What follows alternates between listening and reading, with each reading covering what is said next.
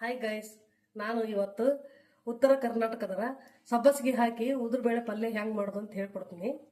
ಒಂದು ಬಾಣಲೆ ಇಟ್ಟು ಒಂದು 3-4 ಸ್ಪೂನ್ ಅಷ್ಟು ಆಯಿಲ್ ಹಾಕೊಳ್ಳಿ. ನಿಮ್ಗೆ ಎಷ್ಟು ಬೇಕು ಎಣ್ಣೆ ಅಷ್ಟು ಹಾಕೊಂಡು ಅಡುಗೆ ಮಾಡ್ಕೊಳ್ಳಿ. ಎಣ್ಣೆ ಕಾಯಿಲಿ.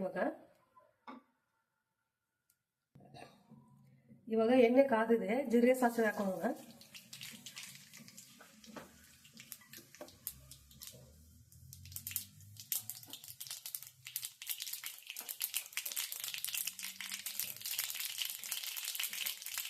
ನಾನು ಒಂದು ಈರುಳ್ಳಿ ತಗೊಳ್ತಾ ಇದ್ದೀನಿ. ಈರುಳ್ಳಿ ಸ್ವಲ್ಪ ಕೆಂಪಗಾಲಿ.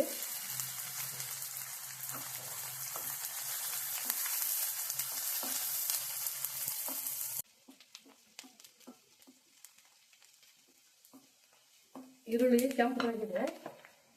ಸ್ವಲ್ಪ ಅರಿಶಿನ ಪೌಡರ್ ಹಾಕೊಳ್ಳೋಣ, ಒಂದು ಅರ್ಧ ಟೇಬಲ್ ಸ್ಪೂನ್ ಅಷ್ಟು.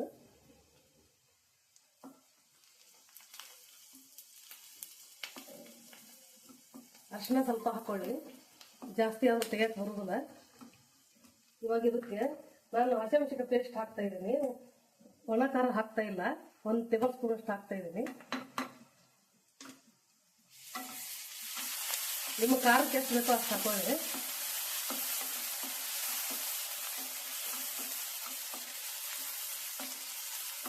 ನಾನು ತೊಗರಿಬೇಳೆ ತಗೊಂಡಿದ್ದೀನಿ, ಒಂದೇ ವಿಸಿಲ್ ಹೊಡ್ಸ್ಕೊಂಡಿದ್ದೀನಿ. ಜಾಸ್ತಿ ಮೆತ್ತಗಾದ್ರೆ ಚೆನ್ನಾಗಿರುತ್ತಲ್ಲ ಅದು ಪಲ್ಯ. ಇವಾಗ ಹಾಕೋತಾ ಇದ್ದೀನಿ. 2 ಕಪ್ ಬೇಳೆ ಇದೆ ಬೇಯಿಸಿದ್ದು, ಅಂದರೆ ಒಂದು 4 ಜನಕ್ಕಾಗುತ್ತೆ.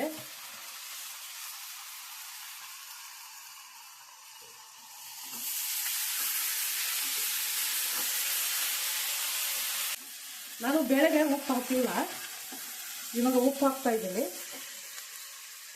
ರುಚಿಗೆ ನಿಮ್ಗೆ ಎಷ್ಟು ಬೇಕೋ ಅಷ್ಟು ಹಾಕೊಳ್ಳಿ ಉಪ್ಪು.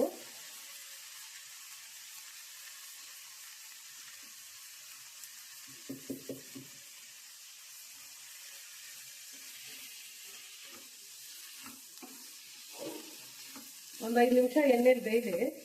ಕನಿಷ್ಠ ಒಂದು 2 ನಿಮಿಷ ಬೇಯ್ಬೇಕು ಎಣ್ಣೆಗೆ.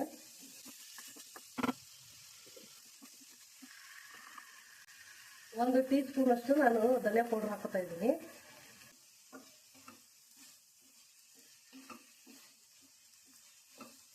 ಇವಾಗ ಸ್ವಲ್ಪ ಬೇಳೆ ಮೆತ್ತಗಾಗಿದೆ.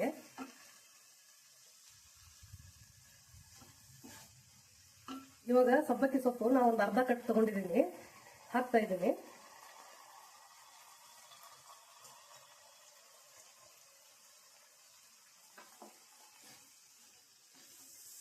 ಮೊದಲ ಹಾಕಿದ್ರ ಭಾಳ ಬೇಯ್ತೈತಿ, ಜಾಸ್ತಿ ಬೆಂದು ಕಪ್ಪಗಾಗ್ಬಿಡುತ್ತೆ. ಅದಕ್ಕೆ ನಾನು ಲಾಸ್ಟ್ಗೆ ಹಾಕೋತಾ ಇದ್ದೀನಿ.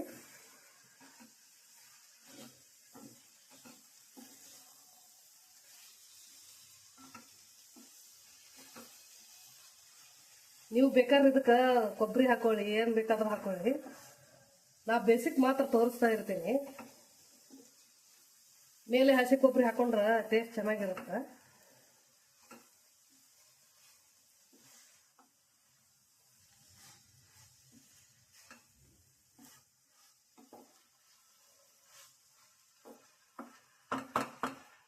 ಇವಾಗ ನಾನು ಟೊಮೆಟೊ ಹಾಕ್ತಾ ಇದ್ದೀನಿ. ಯಾಕೆ ಮೊದಲೇ ಹಾಕಿದ್ರೆ ರೆಡ್ ಕಲರ್ ಬಂದ್ಬಿಡುತ್ತೆ ಸೊಪ್ಪು ಪಲ್ಯ, ಅದಕ್ಕೆ ನಾನು ಮೇಲೆ ಹಾಕಿ ಮುಚ್ತಾ ಇದ್ದೀನಿ. ಒಂದು 2 ನಿಮಿಷ ಮೆತ್ತಗಾಗಲಿ.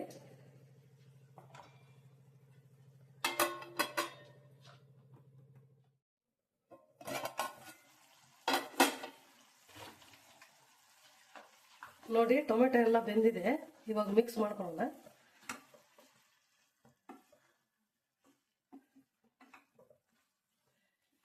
ಇವಾಗ ಉತ್ತರ ಕರ್ನಾಟಕದ ಸಬ್ಬಸಿಗೆ ಹಾಕಿ ಉದುರು ಪಲ್ಯ ರೆಡಿಯಾಗಿದೆ. ರೆಸಿಪಿ ಇಷ್ಟ ಆದರೆ ಸಬ್ಸ್ಕ್ರೈಬ್ ಆಗಿ, ಲೈಕ್ ಮಾಡಿ, ಶೇರ್ ಮಾಡಿ.